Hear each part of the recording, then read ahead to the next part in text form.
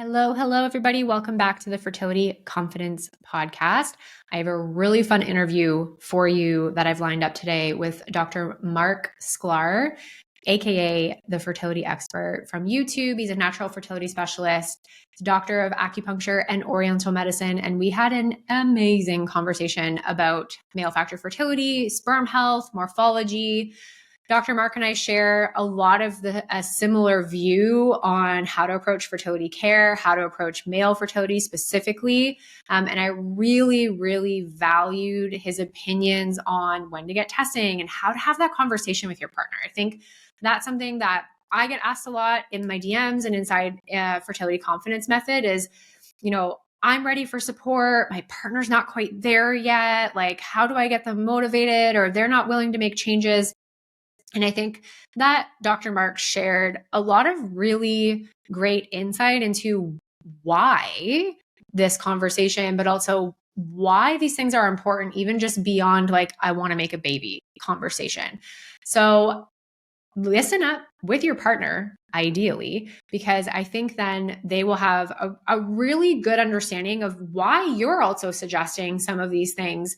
And we talk a lot about like how to make change simple but impactful and how to take it step by step and day by day and adding things, not just taking things away. Dr. Marc shared a lot of really great insight into how to support sperm health, but also why it is so incredibly important. Like I said, Dr. Marc is known as the fertility expert. He runs a really popular YouTube show called Fertility TV. If you haven't already checked it out, I've popped the link in the show notes here for you. You can also find him over on Instagram and at his website, marcsklar.com or reproductivewellness.com. And I hope that you enjoy our conversation. I'll see you next time.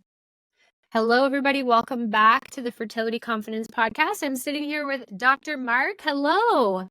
Hello. Thanks for having me, Dr. Kelsey. I'm excited to be here. So I'm really excited to talk to you because let me tell you, male health, sperm health, it's always like such a hot topic with my community. So it's really nice to have you here. Why don't we start with you just telling us a little bit about you? Yeah.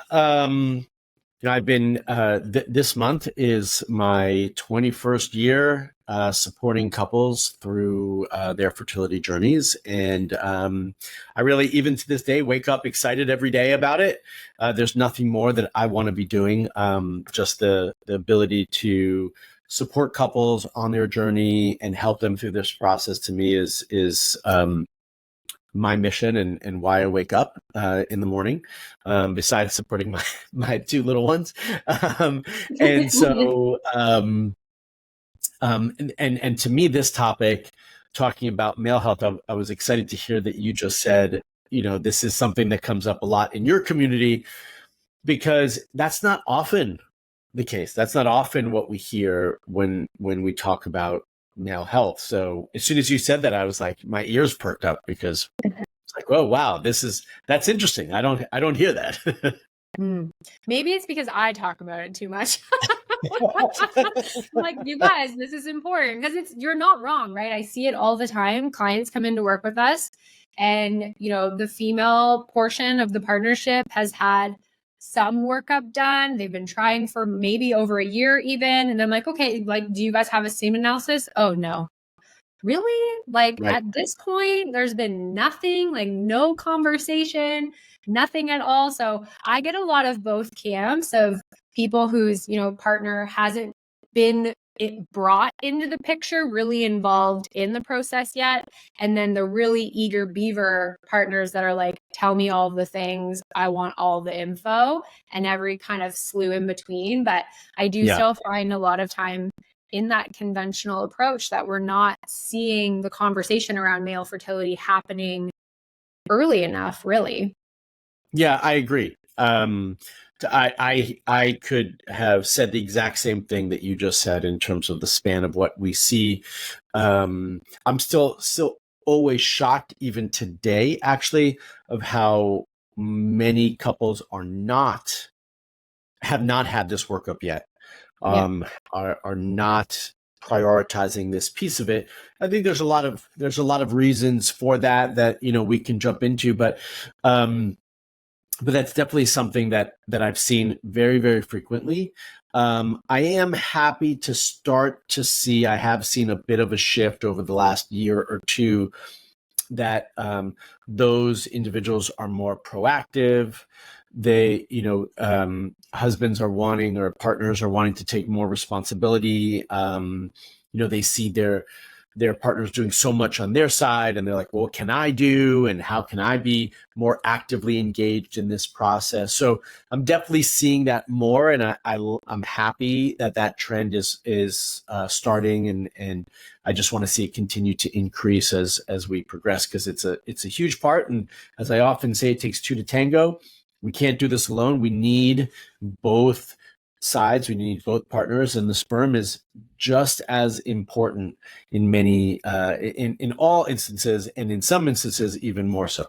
Yeah, absolutely. So what we're seeing kind of from the research, from the data, is that male infertility is on the rise. And even I know through 2023 on social, there was a lot of articles floating around of how like men are going to be sterile in our time and all these scary things that kept getting brought to my attention. How important is preconception care for men? Oh, it's essential. It just doesn't happen. Or happen enough. You look, we're having these conversations with our female partner, our female clients, and the one side of the relationship, it feels like. And they're always asking, okay, how can I be proactive? What can I start to do now?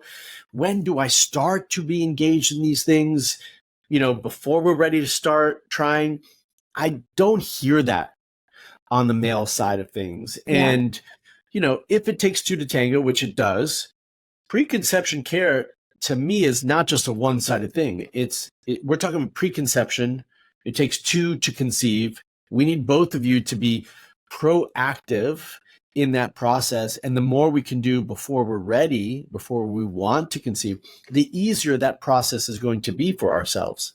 My feeling is like the conversations that I hope couples are having in a relationship before they get engaged, once they get engaged, they're planning their wedding.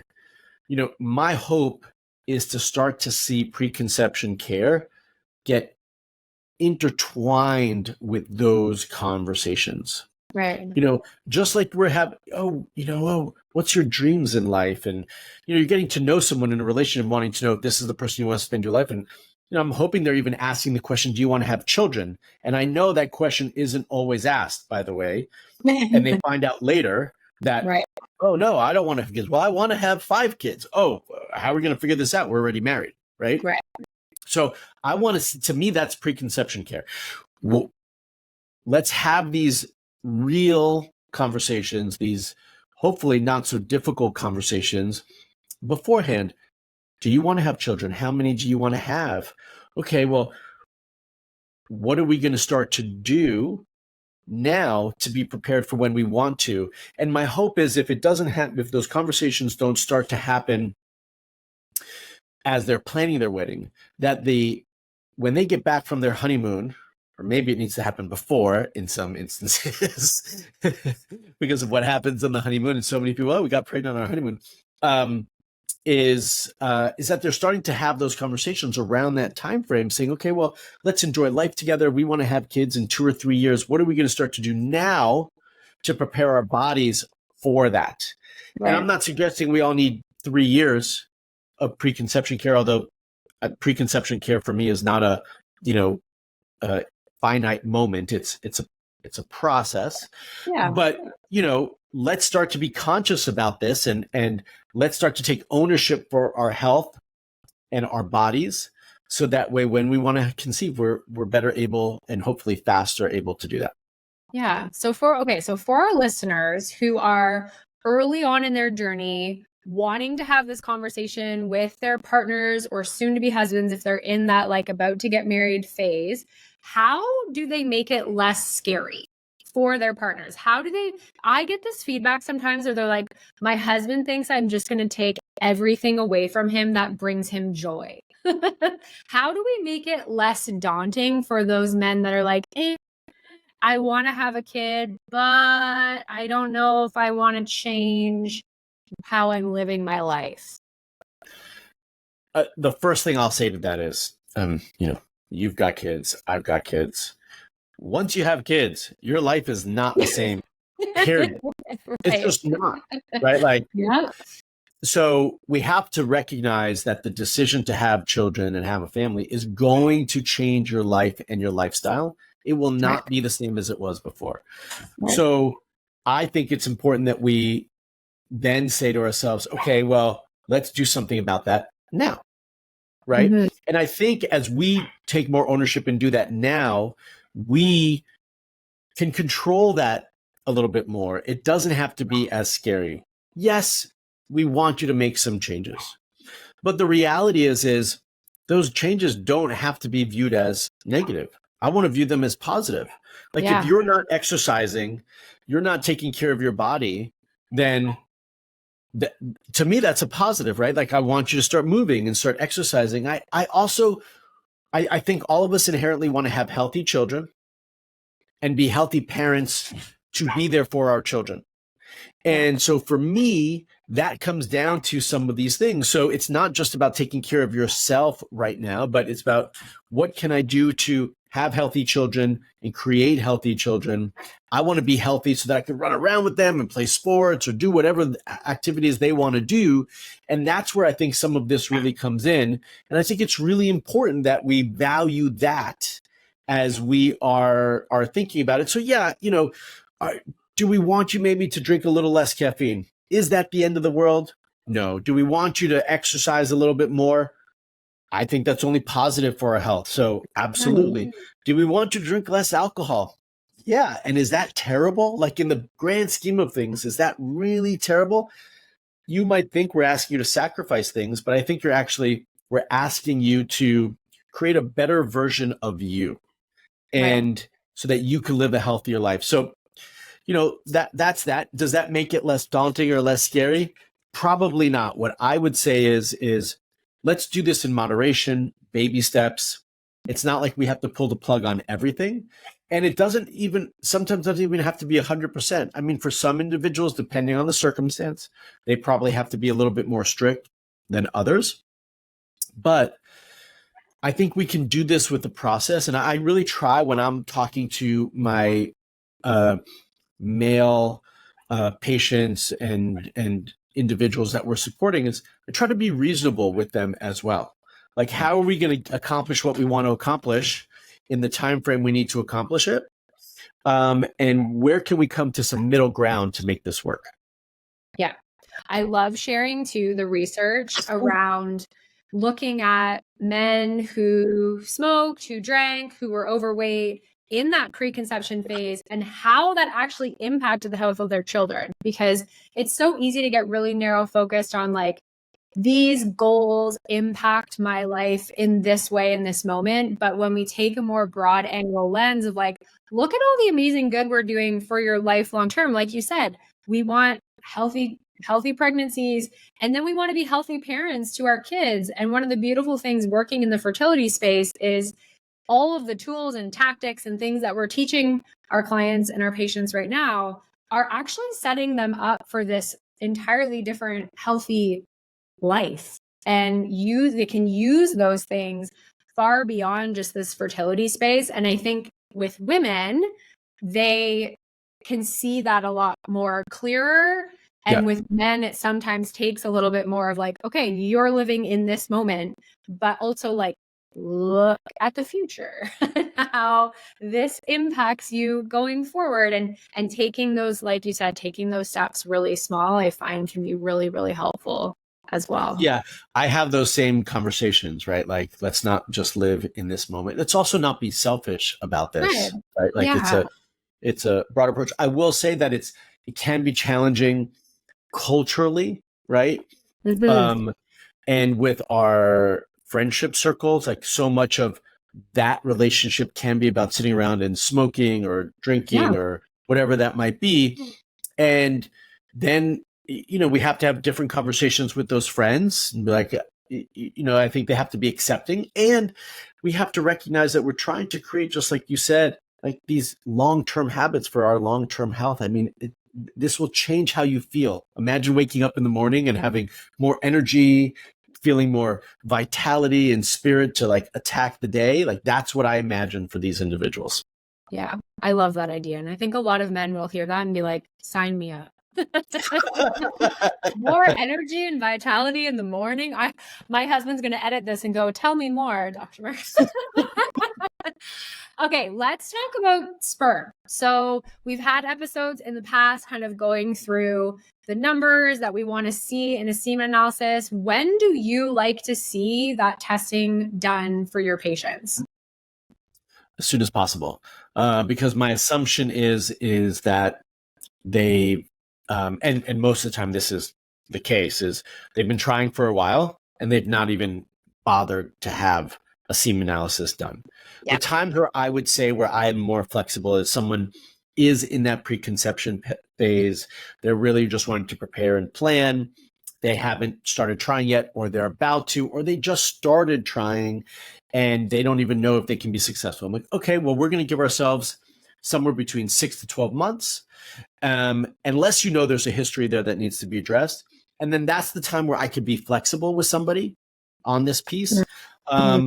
But even then, I'd still rather have the information up front than not, to know what we need to do, and how we need to tackle that. Like I had this woman that I was supporting.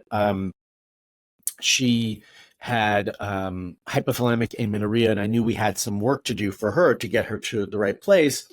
And I just said, look, while we're doing this, we might as well have your husband tested, because we don't want to get 6 months down the road, or longer, and then have him tested and then found out, oh, wow, we should have done something sooner.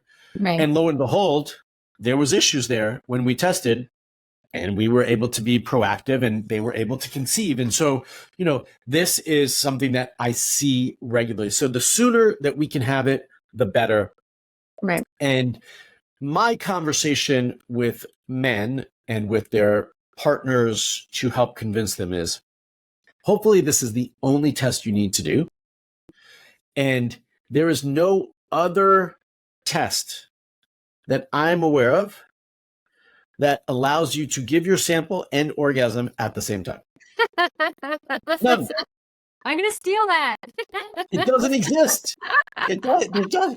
And for all the things that women have to do, right? All the tests, the poking and prodding, there is no enjoyment at all in any of those. Very fair point. Fair point. And even better is I know you're going to do that anyway. Let's just catch it in a cup. Let's just collect. Like it's it's just what men are going to do. At some point, they're going to masturbate. Let's just catch it. Right. And if you need a little help, your partners are there to assist you, as long as no bodily fluid is exchanged. Right. So those are there. Like, and so look, yes, is it awkward to aim into a cup? 100%. Sure. Is it painful? No, not at all. The fear, the pushback that I get is, and they don't admit this often, is they're really scared of the result. 100%. They're scared.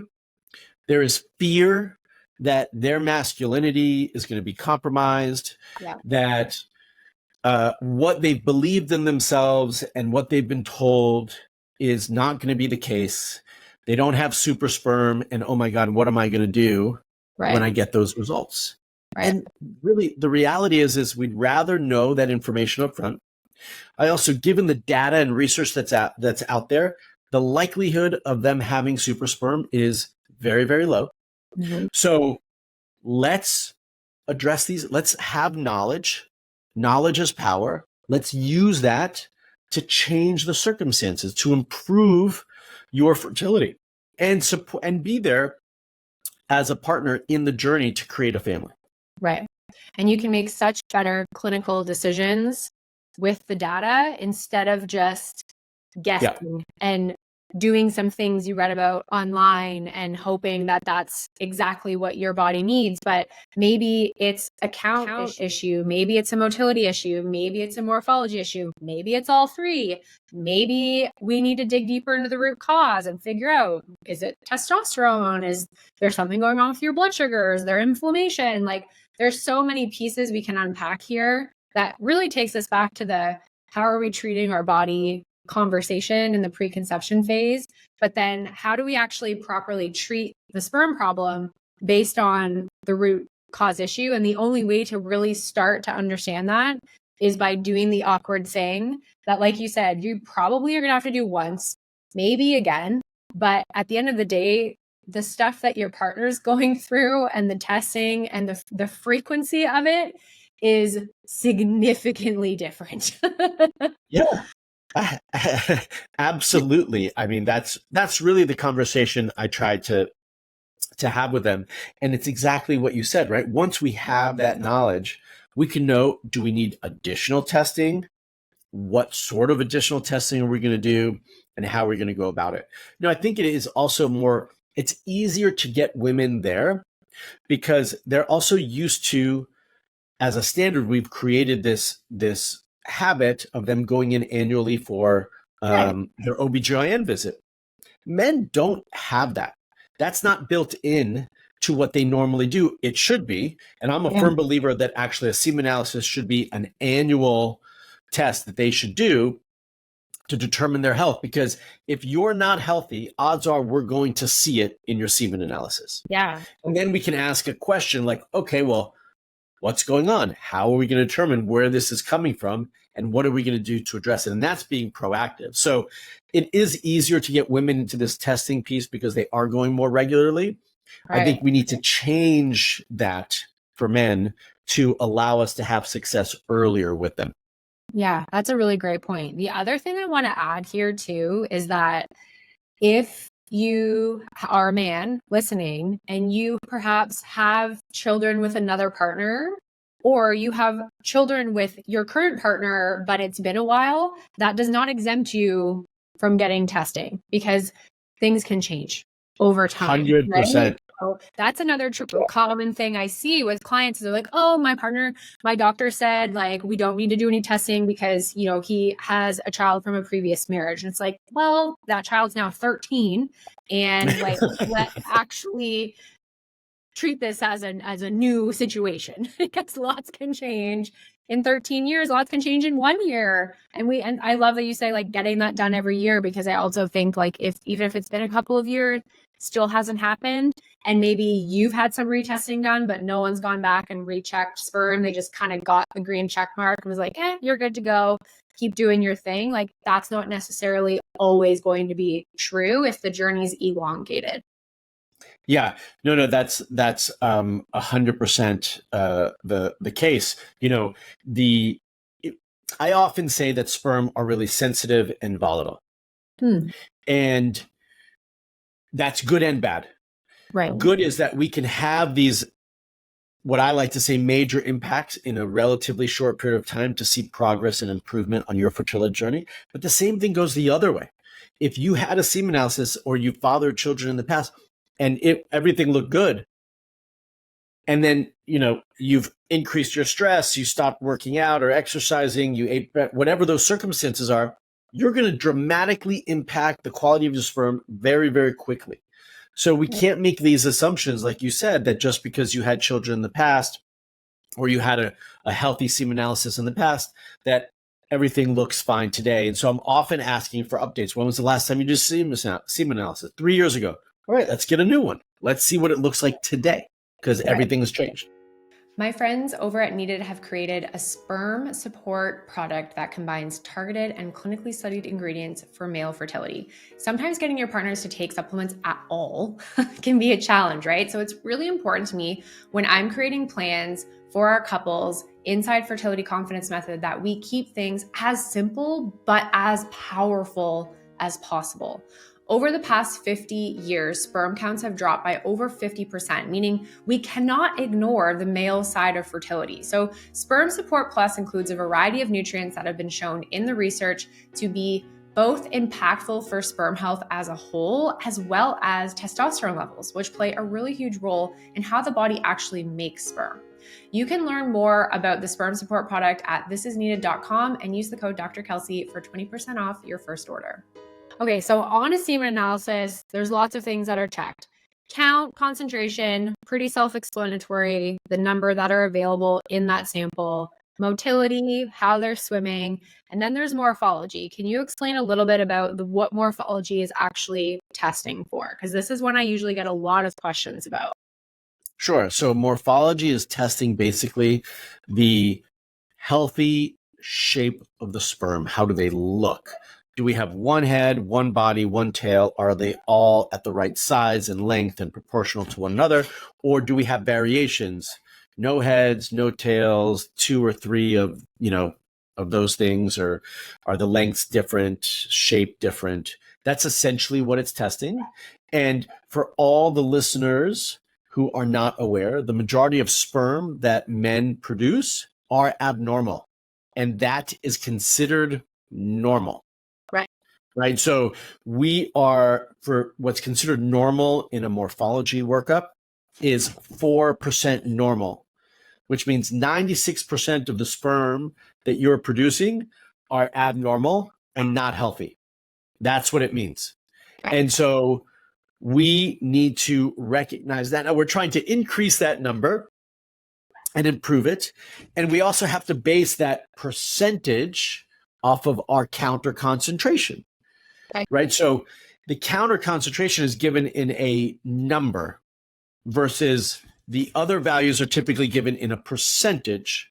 And so if you've got 4% of 10 million sperm, it's very different than 4% of 100 million sperm, or whatever. Let's just say that number's lower. Let's just say that number's 2% or 1%. You've been told you have abnormal morphology.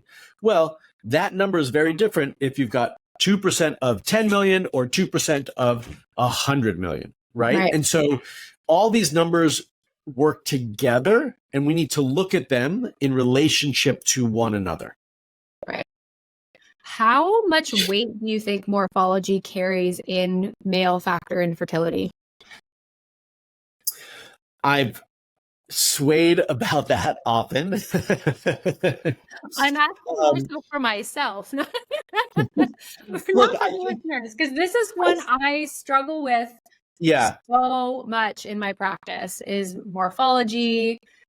How serious is it? I find a lot of fertility clinics don't even mention it or care, and it's crazy sometimes to me to see a 0%. I had this just this week with a client, a 0% morphology, and their clinic said to them, everything looks great, there's no concerns. I'm like, but none of your sperm are normal. So how is that not a concern?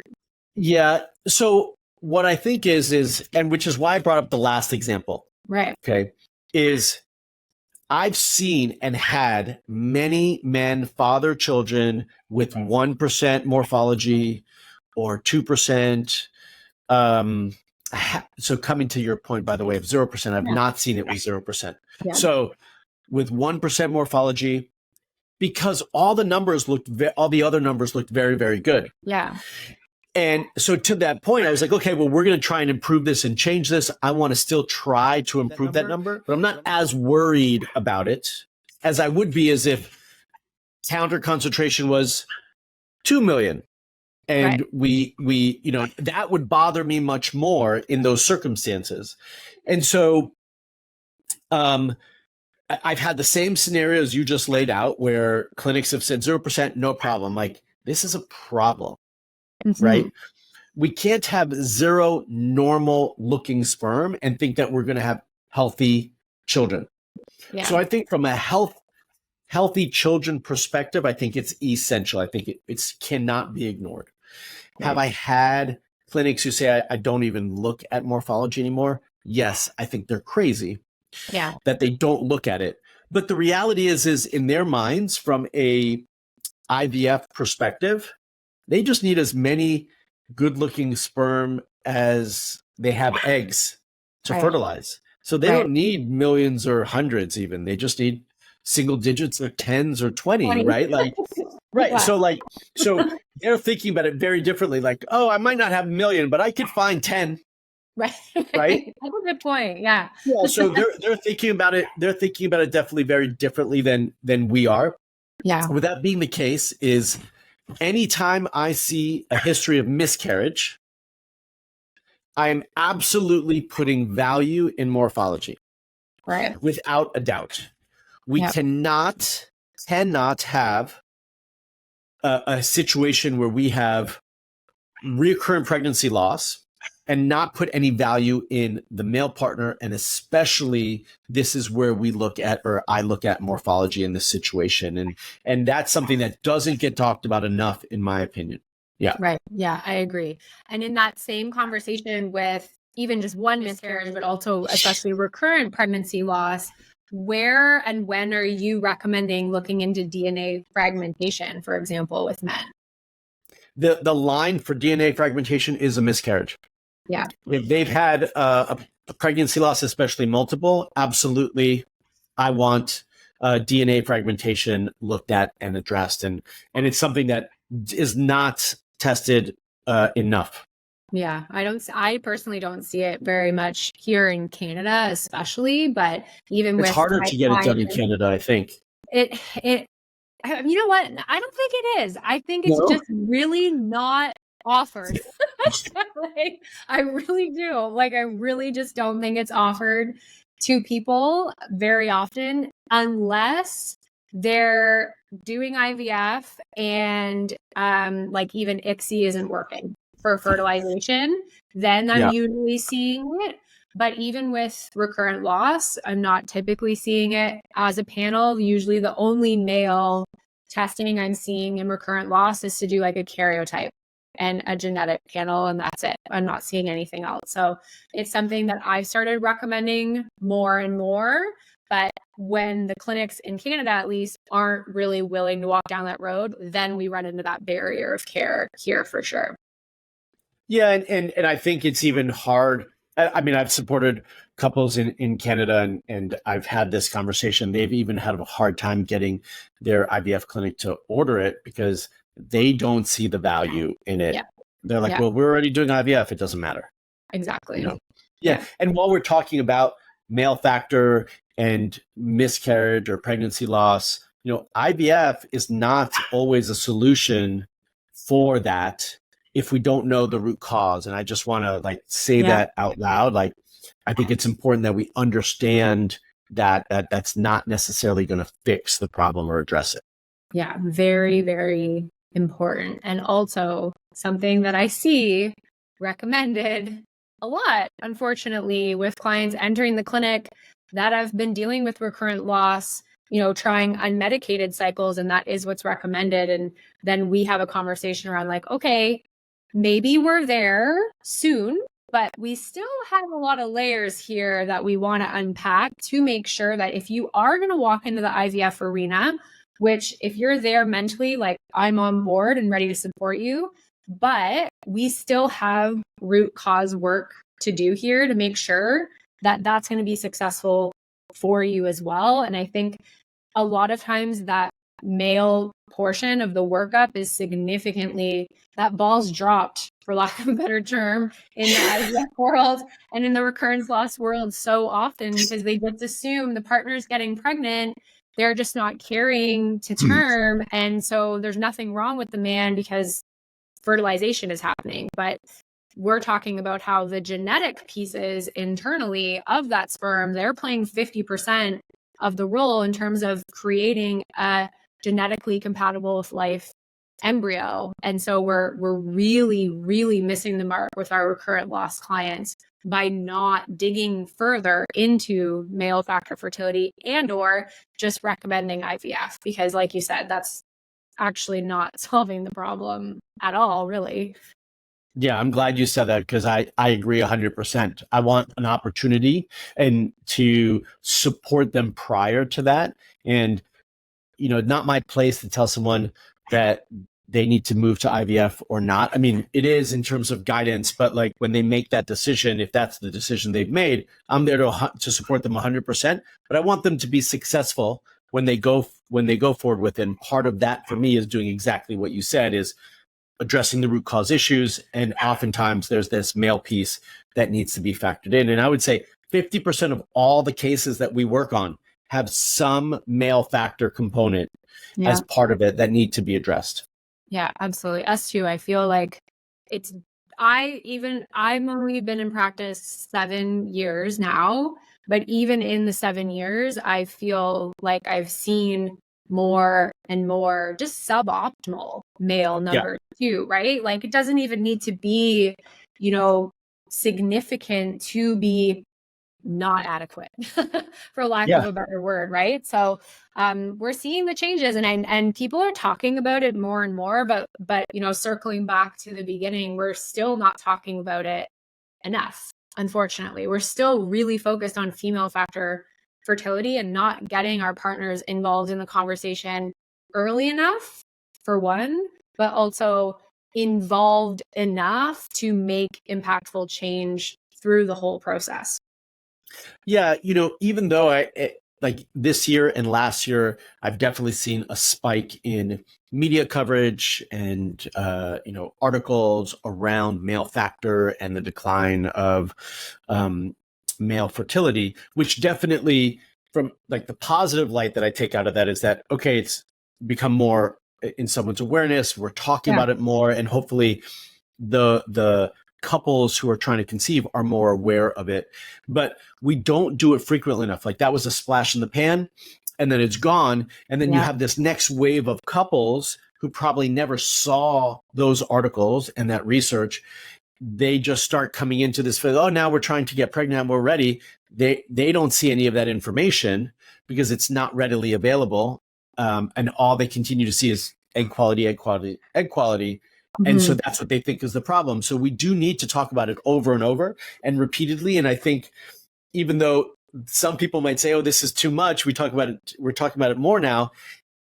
We need to continue to do that, just like we're doing for egg quality. We need to talk about sperm health so that every generation, every cohort of couples who is ready to start trying is aware of this situation.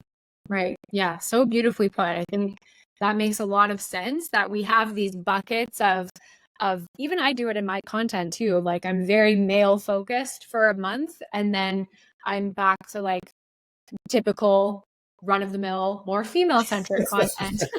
And then we have to cycle it back because it's something every single time I'm posting about it and talking about male specifically, I get DMs, I get emails, I get questions like, oh my gosh, I never thought of that. I'm sharing this with my partner. Thank you for sharing. Like I'm trying to have this conversation, but they just think I'm nagging. And so having more videos and things that I think men can relate to that help them to understand why this is important for their family planning desires with their partner, and it coming from people that aren't their wives, girlfriends, or partners always makes it a little bit easier, right? Because we're going to share the research and show you why we're having these conversations.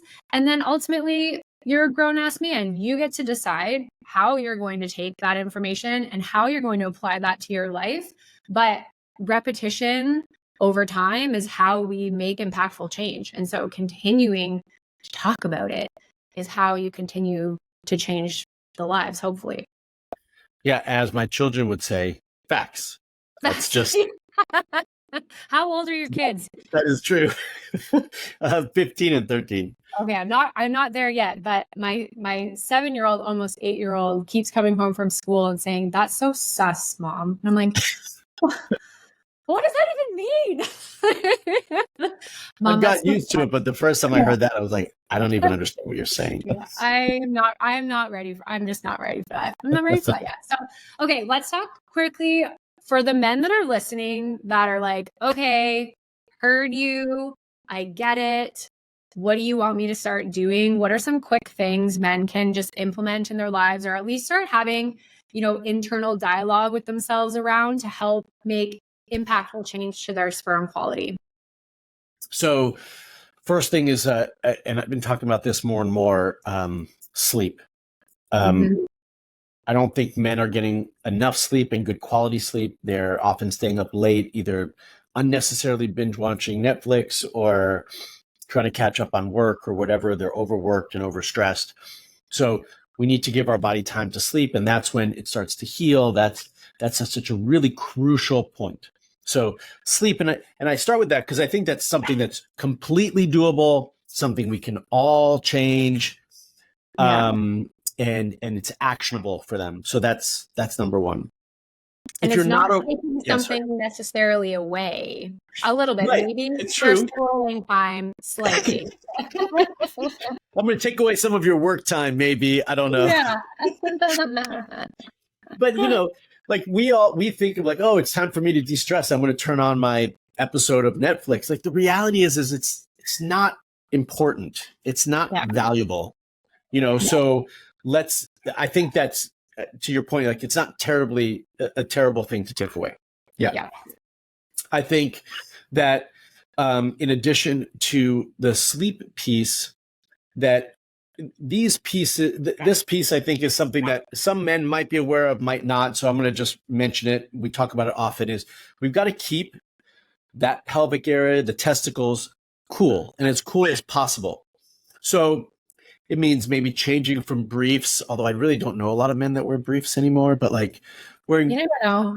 Yeah, you never know. So briefs or tight, really tight underwear. I want to change that. I also think this is a good place to talk about the material used in underwear. Mm-hmm. We talk about, or I like to talk about toxins and chemicals. There's a lot used in synthetic fibers to make underwear, all this like nice, stretchy and comfortable material. And I really want you to stick to just cotton. Organic cotton's even better. Cotton is breathable.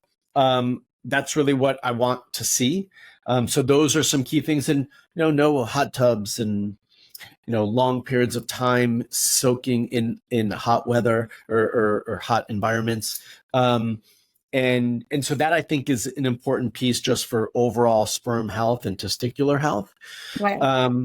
And then exercise is huge. I see extremes with men when we talk about exercise. Nothing whatsoever. They don't do any exercise or they do way too much. And both of those things are detrimental. So I'd like to see a little bit more moderation and balance when it comes to that. Walking for 45 minutes a day, getting moving, playing sports is fine. Even lifting weights is great. It's actually great for testosterone building. So go ahead and do that. But we don't need to be working out in the gym for 2-3 hours lifting weights. And it's not about maxing and pushing our weight and getting, huge muscles. It's about keeping our muscles strong and healthy. Lots of rep is good, repetition, changing it up. So I think those are some really key pieces that they can do. And hopefully we're not really like taking a lot of away with those 3 suggestions, that we're just modifying what we're doing. Right. But I'm sure we could get into topics of like what we can take away. Yeah. We will take all of your joy away. Now, first, we'll lull you into a false sense of security and give you something. We talked about actually in my program, I run office hours for my clients. So one of my women asked today, like they have a bed warmer that they use and they turn their bed warmer on before they get into bed. And then they leave it on for a little bit and they turn it off before they go to sleep. Like talking about scrotal heat, is that doing damage? And so we talked about the literature around scrotal temperature and length of time and what we're seeing. But I get asked about hot tubs quite a bit. What is your kind of rule of thumb with men and hot tubs specifically? I think if someone's using a hot tub every day, and I do know people who do that, especially like construction workers and so forth. They've got hot tubs. They come home. They're in it every day. I think that's a problem, especially if they're in it for 30 plus minutes. But if someone's going into a hot tub probably like once a week and they can manage the temp and the time, it doesn't bother me as much. Right. I also think depends on the time of the woman's cycle. Okay. I would probably avoid it in the first half of a woman's cycle as we're getting ready for ovulation and probably more intercourse. But after ovulation is probably your window of time where you've got a little bit more flexibility to do that and to play around. But even then, I still wouldn't do that, daily or every other day. Yeah. And I would imagine someone who's working in construction with a very active job is also probably very hot and sweaty all day, especially if you're in a hot climate and now you're getting into a hot water. You're basically just hot for 10 hours every single day. We have to take, your day-to-day lifestyle into consideration, I think is a great point in terms of how much heat could you tolerate. Someone who has more airflow and flexibility and is up and down and is in like a controlled temperature environment through the day might get away with more heat exposure in a hot tub versus someone who is just already, having a detriment from their day-to-day life from a heat perspective. So that's a really great point. 100%. I actually have an example of he was in construction, but he spent his time in a enclosed bobcat working with machinery. Yep. And it's in the middle of summer. It's hot as hell. It's 10 to 15 degrees hotter in there. And he's spending 7 hours of his day in this cabin. And so we were having a conversation about how are we going to manage that? So what we did was when he went home, he had to take a cold shower. Right. And then this is where, cold temperature therapy has really come into play here. And then I had him because he always took a cooler. He didn't even get out of his cabin to eat. Like he had his cooler and he'd put all his lunch in it. He'd stay in there to eat. So I'd have him put extra ice packs in there. And he had to be, rotating and icing his testicles with the ice packs throughout the day, in addition to going home and taking a cold shower, and to balance those things out. So we have to accommodate for these things. And so a man listening to this thing, ice my testicles, like, what are we talking about? I promise you, it's not as bad as it sounds. It's not directly on the skin. Right. It's not directly on the skin. There's a layer between. It's keeping them cooler. Yeah. In a hot situation, it probably feels really good. So I think those are some things we have to accommodate for.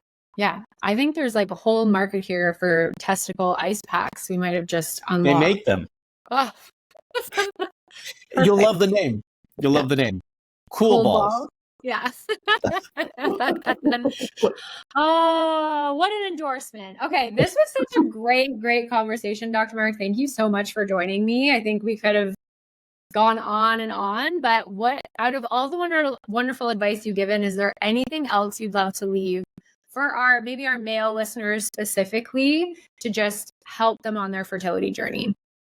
So this is where I'm going to say two things. One's a takeaway and one's an add-in. I didn't talk about too much of taking away, but this is really important. I think for as much as men rely on alcohol, smoking, marijuana as a crutch to help through the day and through stress and all of those things, they are hugely negatively impactful in sperm quality and sperm health.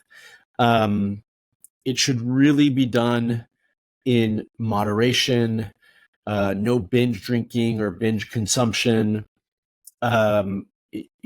Smoking cigarettes should be a no-no just off the bat, period. For sure, the research is there to show that, marijuana can absolutely impact quality of sperm and sperm health.